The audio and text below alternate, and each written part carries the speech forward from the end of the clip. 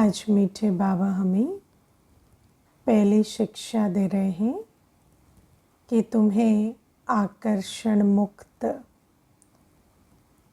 ऐसा बनना है कि किसी से भी प्रभावित नहीं होना है ना। क्यों बाबा ऐसा कहते हैं? क्योंकि इस संगम युग में हमें बुद्धि बल से बाबा के साथ बुद्धि योग रखकर मुझ आत्मा को सर्व गुणों, शक्तियों और ज्ञान से भरपूर होना है। और जब हम किसी से प्रभावित हो जाते हैं, किसी देहधारी से, तो हमारी बुद्धि जो है उस देहधारी में फंस जाती है। फिर हम बाबा से बुद्धि योग जोड़कर बाबा से संबंध रखकर ना अपने विकर्म विनाश कर पाते, ना बाबा से सर्वगुण शक्तियाँ धारण कर भरपूर हो पाते। समझ आ रही है बात? हाँ, चाहे देहधारी कितना भी अच्छा हो, लेकिन वो हमारा नुकसान करा देगा। क्योंकि संगम युग में जहाँ हमें बाबा से भरपूर होना था, वहाँ हमने संगम युग का जो समय संकल्प है वो देहधारी की याद में बिता दिया। और प्रभावित होना ऐसा एक संस्कार होता है कि जिससे प्रभावित हो जाते ना, बुद्धि उससे हटती ही नहीं, वो बुद्धि में बैठ जाता है। तो इसलिए बाबा हमें कहते हैं कि संगम युग में किसी भी देहधारी की तरफ हमारी बुद्धि बार बार जाए, है ना। इसमें ऐसी बात नहीं है कि वो अच्छा है या बुरा है या धोखा देगा या सच्चा है या झूठा है, उसकी बात ही नहीं है। बात यह है कि ये समय कौन सा चल रहा है और इसमें करना क्या है।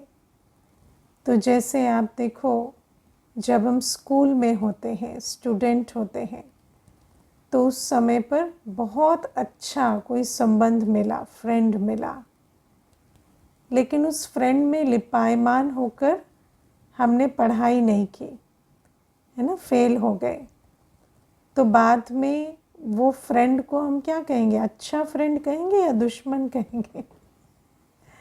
क्योंकि उसके चक्कर में तो हमने अपना वो समय गंवा दिया जिसमें हमें पढ़ना था। तो ऐसे ही बाबा कहते कि कोई अच्छा है या बुरा है वो बड़ी बात नहीं है। बड़ी बात है कि ये जो समय चल रहा है, इसमें मुझे जो करना है, अगर मेरी बुद्धि उस लक्ष्य से भटक जाए तो फिर मेरा नुकसान हो जाएगा। इसीलिए बाबा ने हमें बहुत अच्छी एक विधि समझाई है कि जब भी किसी आत्मा की विशेषता या गुण अच्छा लगे, तो भी क्या करना है? समझना है कि ये विशेषता व गुण देने वाला कौन है? शिव बाबा है ना, देने वाला। तो उस शिव बाबा को याद कर।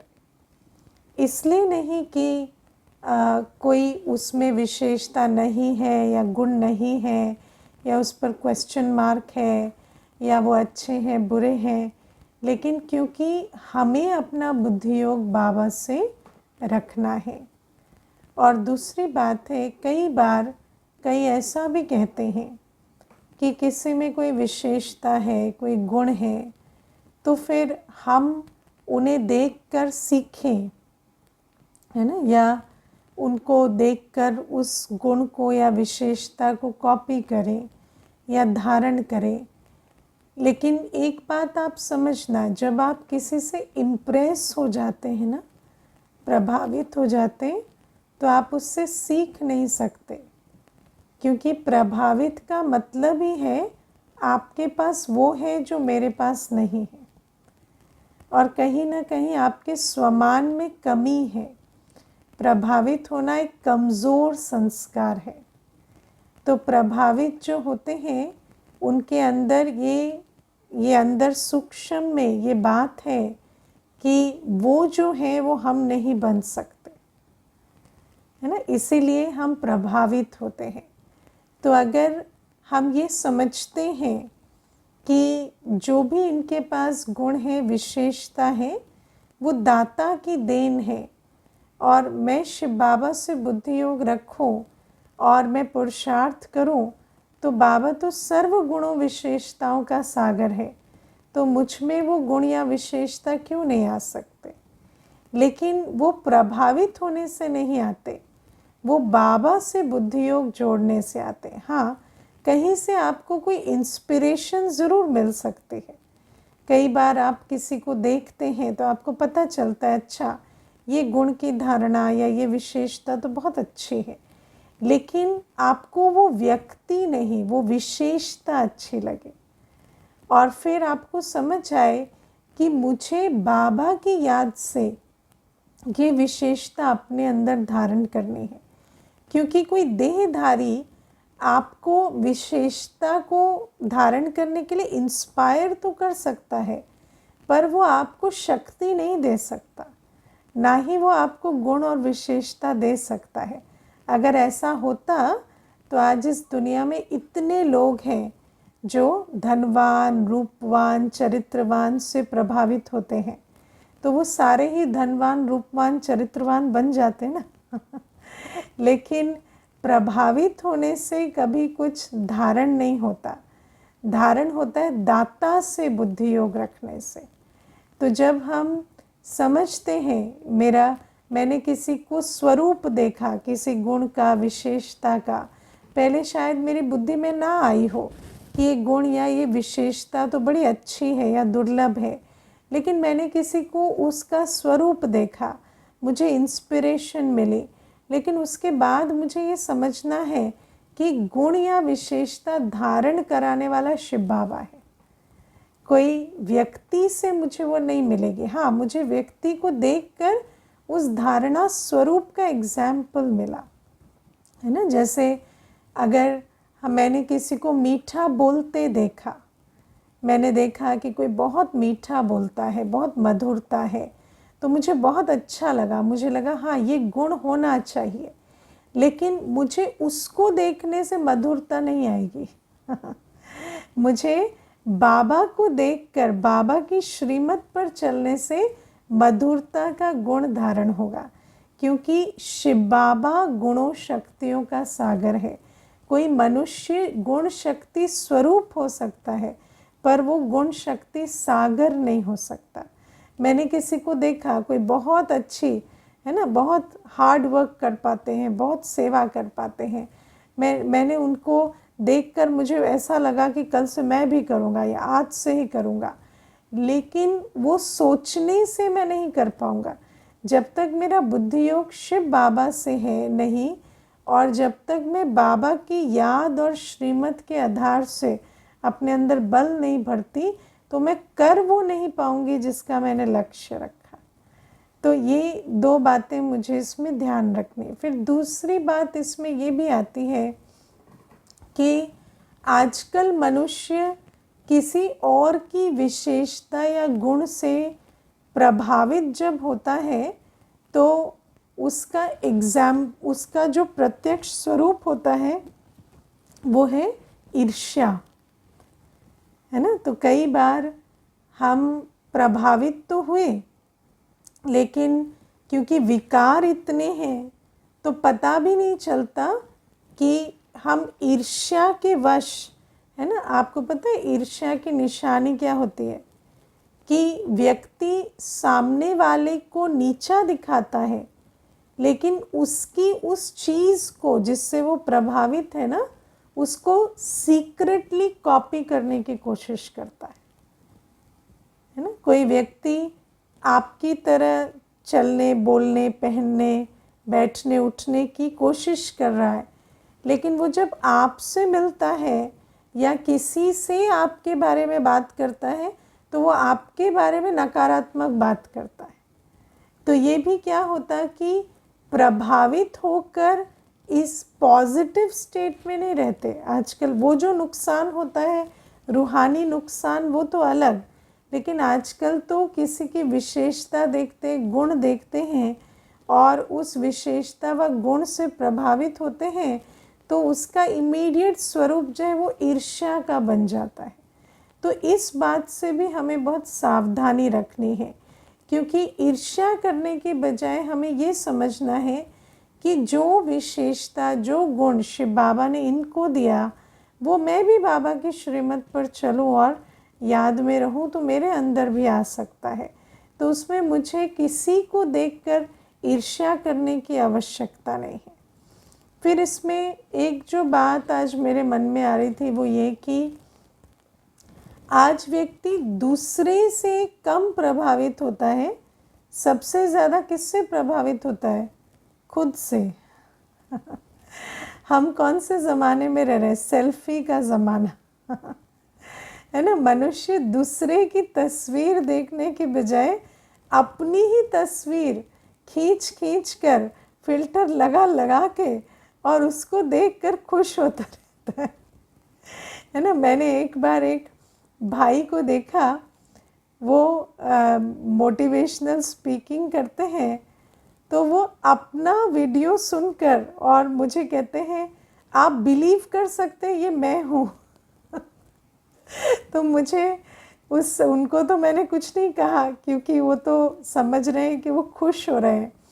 लेकिन वास्तव में देखा जाए तो आज मनुष्य का, क्योंकि देखो देहाभिमान में हम एक एक पड़ाव नीचे गिरते गिरते गिरते कितने हम गिर जाते हैं कि दूसरे से प्रभावित होना तो अलग बात। अब दूसरे से प्रभावित हो रहे हैं तो कम से कम जो गुण विशेषता मुझ में नहीं है मैं उस पर प्रभावित हो रही हूँ।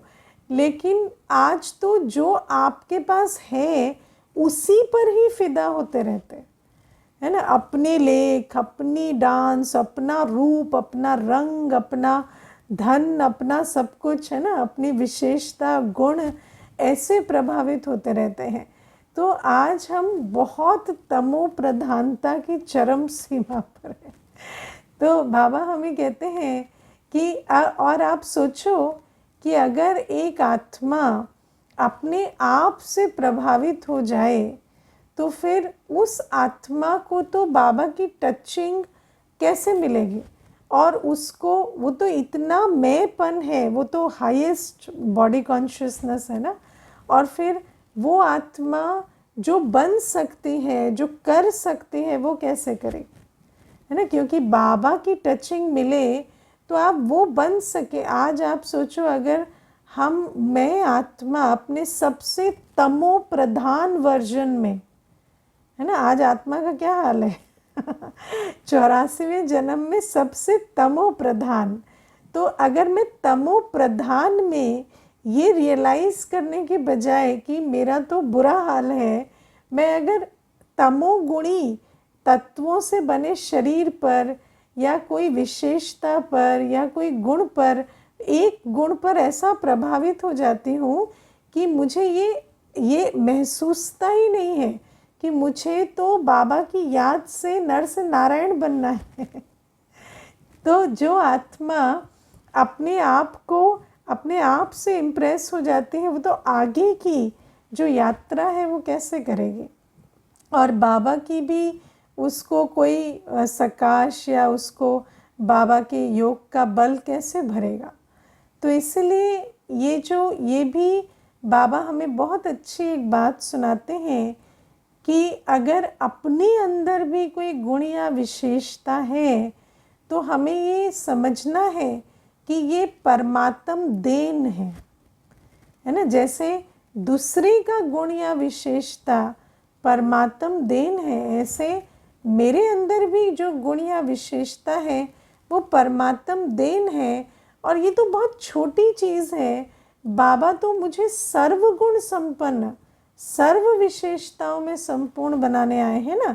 तो मैं उस एक गुण या विशेषता में अटक क्यों जाऊं। मैं तो ये चेक करूं ना कि मेरे अंदर अभी भी क्या कमी है और मैं उसको भी भरपूर करूं। क्योंकि आत्मा के लिए देखो, हम लोग दुनिया में सुनते थे स्काई इज़ द लिमिट, लेकिन एक्चुअली अभी स्काई इज़ द लिमिट। तो आप जो बनना चाहे बन सकते हैं। तो बाबा कहते हैं कि किसी भी एक चीज़ में, क्योंकि आप देखो कि छोटी चीज़ में फंस जाते हैं तो बड़ी से हाथ धो बैठते हैं। तो अगर छोटे से किसी गुण या विशेषता में फंस गए, जो परमात्म देन है, जो मुझे सेवा अर्थ मिला है, आप सोचो जो अभी हमारे अंदर गुण या विशेषता है वो किस आधार से है? वो हमने पिछले संगम युग में बाबा से जो वर्षा लिया उसका कुछ न कुछ जमा खाता अभी तक चल रहा है। तो वो गुण विशेषता परमात्म देन है, लेकिन वो तो उझाई ज्योत की चमक है। अगर आज मैं संपूर्ण ज्योति बिंदु बन जाऊं, अगर मैं मेरा आत्मदीप पूरा जग जाए, तो कितनी गुण विशेषता होंगी मुझ में, है ना। तो मैं उस छोटी उझाई ज्योत में ऐसा ना प्रभावित हो जाऊं कि वो आत्मदीप जो पूरा फुल जग सकता था उससे वंचित रह जाऊं। तो ये भी, क्योंकि जब आप अपने गुण या विशेषता जैसे दूसरे की गुण या विशेषता पर प्रभावित होते हैं, तो या तो आकर्षण का रूप लेता है या ईर्ष्या का रूप लेता है।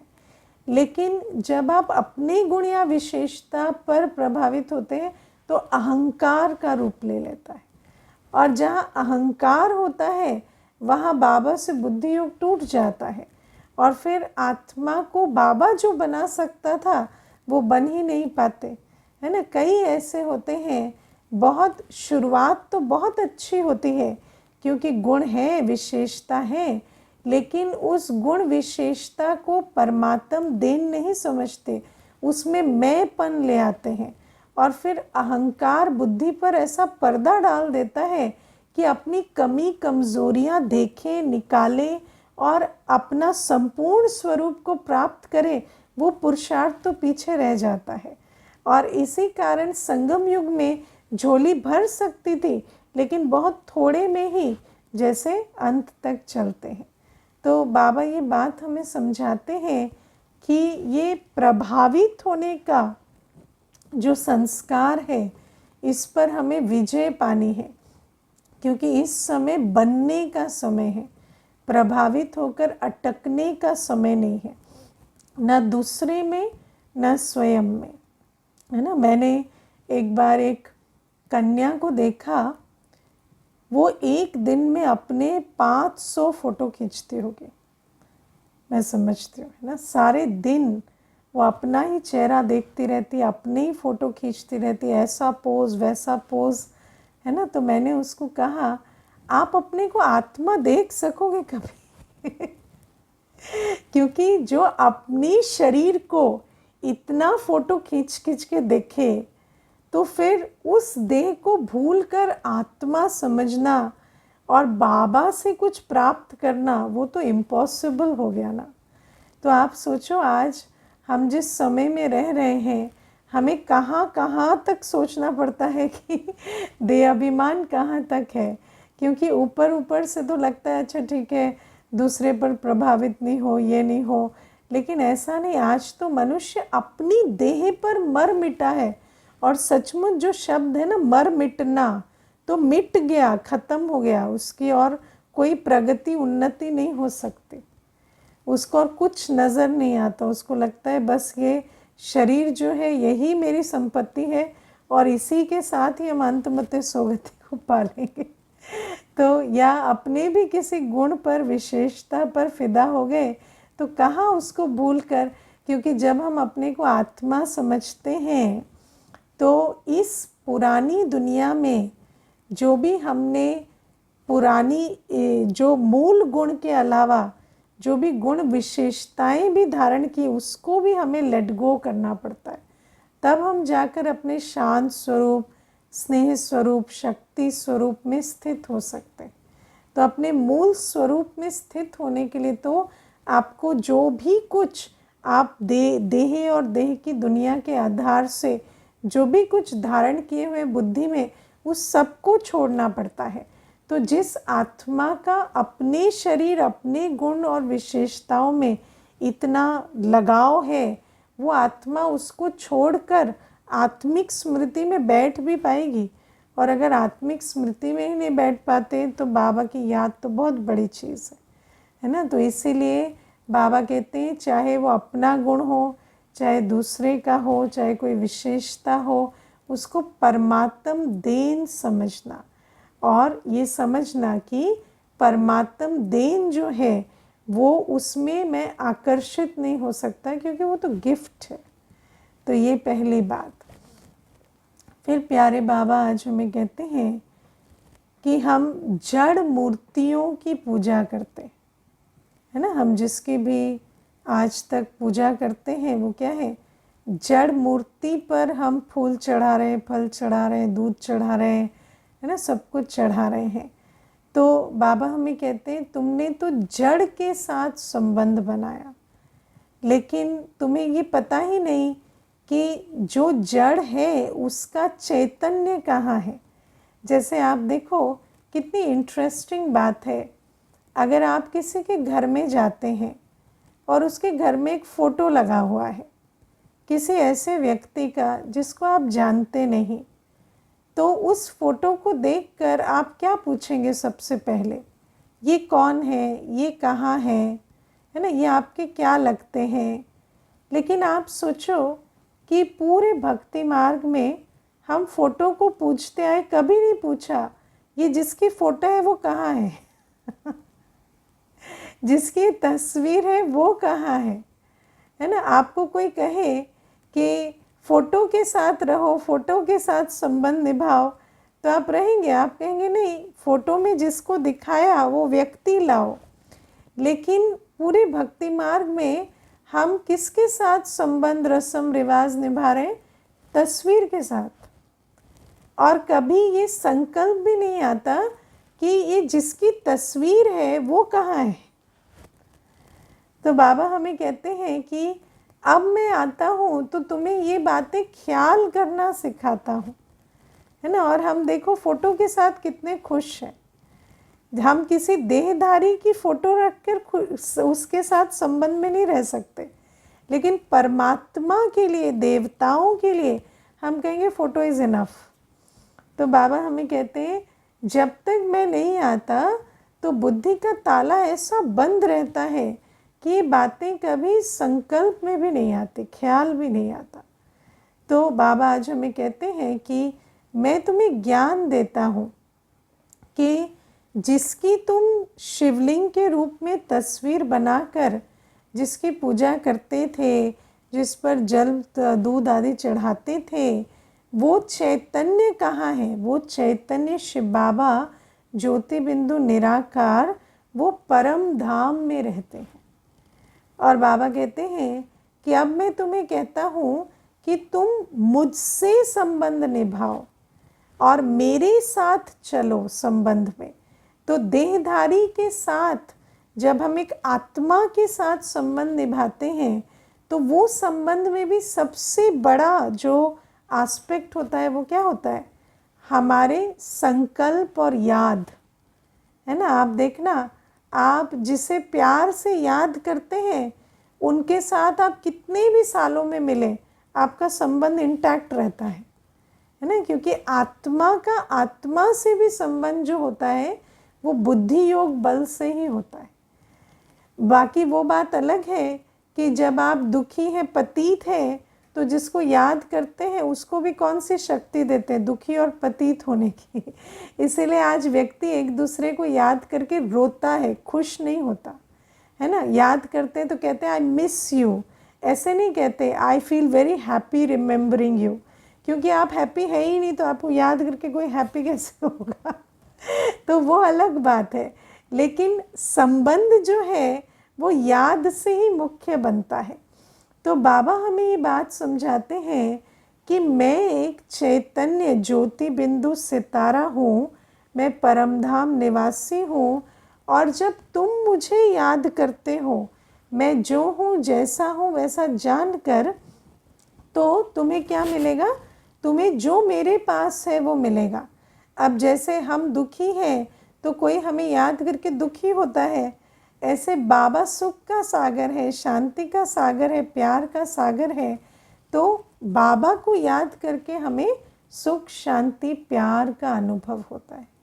तो बाबा कहते ये बात मैं तुम्हें समझाता हूँ कि मैं कौन हूँ, मैं चैतन्य कहाँ रहता हूँ और तुम मुझे कैसे याद करो, है ना।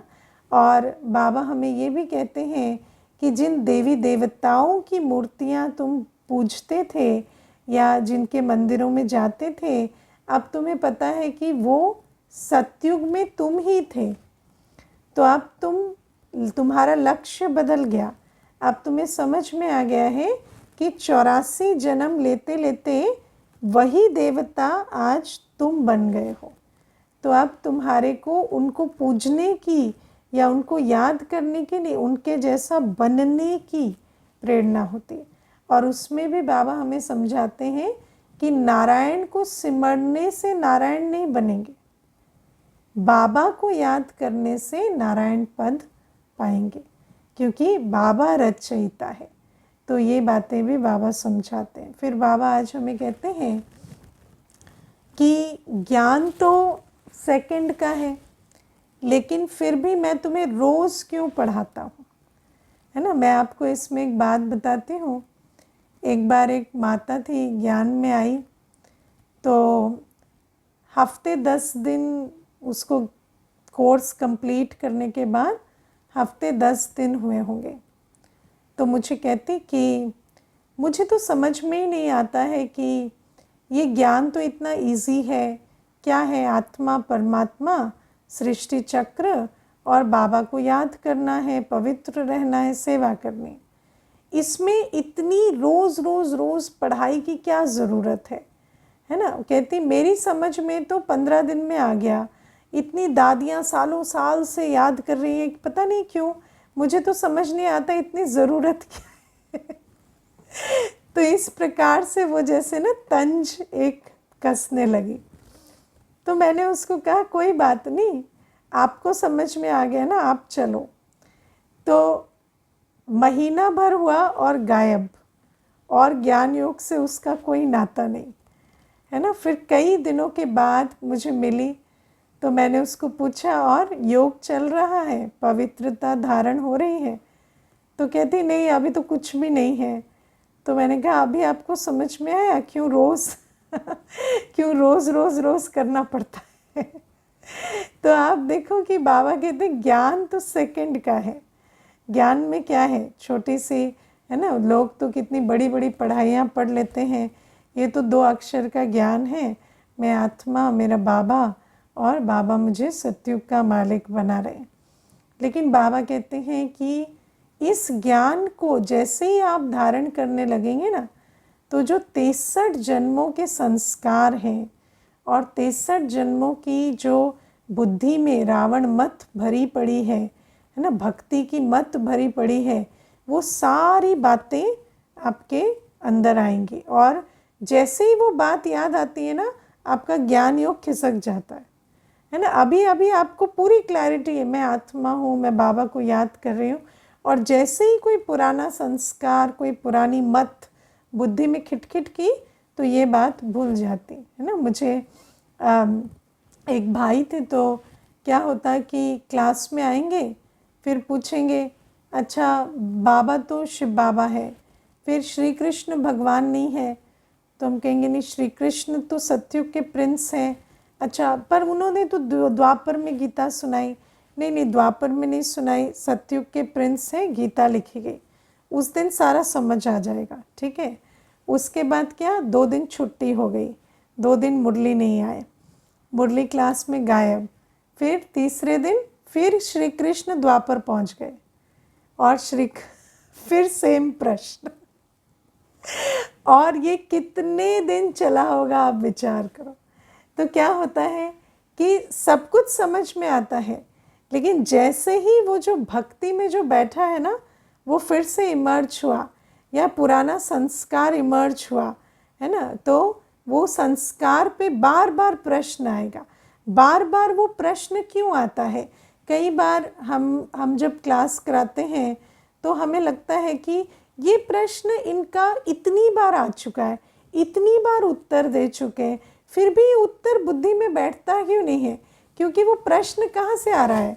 जहाँ आपका संस्कार अटका पड़ा है ना, वहाँ से वो प्रश्न आ रहा है ना। तो जिसमें भय है वो बार बार मृत्यु पर प्रश्न पूछेगा, विनाश पर प्रश्न पूछेगा, है ना। उसको लगेगा कि विनाश होगा, शरीर छूट जाएगा, तो उसका भय अटका हुआ है। मुरली में सुनेगा, हाँ ठीक है, अंतकाल है, विनाश होना है, लेकिन फिर उसकी बुद्धि वहीं अटक जाएगी और फिर प्रश्न पूछेगा, ये विनाश अभी कैसे हो जाएगा? इतनी बड़ी दुनिया है, ऐसे ही थोड़ी विनाश हो जाएगी, विनाश को तो टाइम लगना चाहिए, इतनी बड़ी दुनिया में ऐसे एक झटके में कैसे सब कुछ खत्म हो जाएगा? तो क्या है कि वो जो संस्कार अंदर है वो हमें ट्रिगर करते हैं। या आप सोचो किसी के अंदर लोभ है तो सब कुछ समझेगा, सेवा करनी चाहिए, सेवा से पुण्य का खाता जमा होता है ना, सेवा से भाग्य बनता है, लेकिन जैसे ही कहा जाएगा कोई सेवा करने को तो उसकी बुद्धि में वो बात बैठेगी नहीं। क्यों? क्योंकि उसका जो लोभ है वो ट्रिगर हो जाएगा और उसको बार बार जो प्रश्न है वो भी इसी बारे में आते रहेंगे। तो बाबा हमें कहते हैं ये जो हमारे 63 जन्मों की भक्ति की मतें हैं और जो हमारे पुराने संस्कार हैं, ये बहुत विघ्न डालते हैं। और ज्ञान तो सेकंड का है, योग भी सेकंड का है, लेकिन ज्ञान स्वरूप हम बने, योगी हम बने, पवित्र हम बने। आप सोचो, पवित्र बनने का ज्ञान तो सेकंड का है, कोई बड़ी बात है, लेकिन जब पवित्र बनने जाते हैं तो पता चलता है कि देह अभिमान कितने रूप से हमारे अंदर बैठा हुआ है और उन सारे स्वरूपों को पहचानने और उस बुद्धि की, मनसा की, वाणी की, कर्मणा में आते संबंध संपर्क की पवित्रता को धारण करने में, तन की, मन की, धन की पवित्रता को धारण करने में कितना समय लग जाता है। तो और उस समय में क्या करना होता है? आत्मा तो एकदम से माया के प्रभाव में आ जाती है ना, एकदम से बुद्धि उल्टी हो जाती है। तो बाबा रोज रोज उसको पटरी पे सेट करते हैं। इसीलिए बाबा हमें कहते हैं कि रोज की पढ़ाई और ज्ञान सागर जो है वो एक एक बात रोज रोज, जहाँ पटरी से खिसकी आत्मा, तो फिर से बुद्धि को सेट करते हैं। इसीलिए बाबा का नाम भी ज्ञान सागर पड़ा है। और आप देखो, ये जो 84 जन्मों की कहानी बाबा हमें समझाते हैं, ये 84 जन्मों की पूरी कहानी बहुत नई है ना। इसमें सत्युग त्रेता का ज्ञान हो या भक्ति मार्ग के शास्त्रों का जो सार बाबा हमें समझाते हैं, ये सारी बातें बहुत नई हैं और हमने वो पुरानी बातें इतनी सुनी हैं कि सुनते हुए भी बुद्धि में नहीं बैठती। मैं आपको एक बात बताती हूँ। एक बार विदेश की एक डेनीज बहन है, तो वो ये बात सुना रही थी कि भारत में एक बार वो आई और बहुत पुराने पुराने ब्राह्मणों की सभा थी और इतनी बड़ी सभा में जब उन्होंने पूछा, शिव बाबा सर्वव्यापी है या नहीं, सर्वव्यापी है कौन कौन कहते हैं, तो मेजॉरिटी ने हाथ उठाया कि सर्वव्यापी है। तो उन्होंने बोला सर्वव्यापी है बाबा, तो फिर कहते नहीं नहीं सर्वव्यापी नहीं है।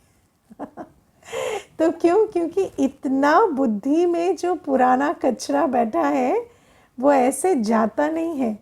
और जब हम अवेयरनेस में नहीं होते या बुद्धि जो हमारी है उस समय अलर्ट अवेयर नहीं है, तो उस समय वो ज्ञान की पॉइंट भी हमारी बुद्धि में नहीं आती है, याद नहीं आता। स्थिति या धारणा तो दूसरी बात है, पर ज्ञान की सिंपल पॉइंट्स जिसको बाबा रोज़ समझाते हैं, सुनाते हैं, वो भी कानों से बुद्धि तक जाए, उसमें भी बहुत समय लगता है। तो इसीलिए कोई ये ना समझे कि मुझे ज्ञान समझ में आ गया है ना। टेस्ट लेंगे तो पता चलेगा कि आधी बातें। आज आप देखो, एक प्रश्न है जो क्विज़ में है ना कि रिटेल है या होलसेल, है ना। बाबा कहते हैं कि नटशेल में तो कुछ है और होलसेल ज्ञान क्या है, तो होलसेल में कईयों ने गलत आंसर दिया है। दिया है कि नहीं दिया है? कईयों ने आंसर जब चेक किया होगा तो गलत निकलेगा, क्योंकि अभी तक भी ये बातें बुद्धि में नहीं बैठती कि वास्तव में जो मूल बात है वो है बाबा की याद में रहना, मन मना भव रहना। इसलिए इन बातों को बहुत अच्छे से समझना है कि ज्ञान सागर जब रोज़ पढ़ा रहे हैं तो ज़रूर है कि उनको समझ आया है कि इनको रोज़ पढ़ने की आवश्यकता है, इसीलिए पढ़ा रहे हैं।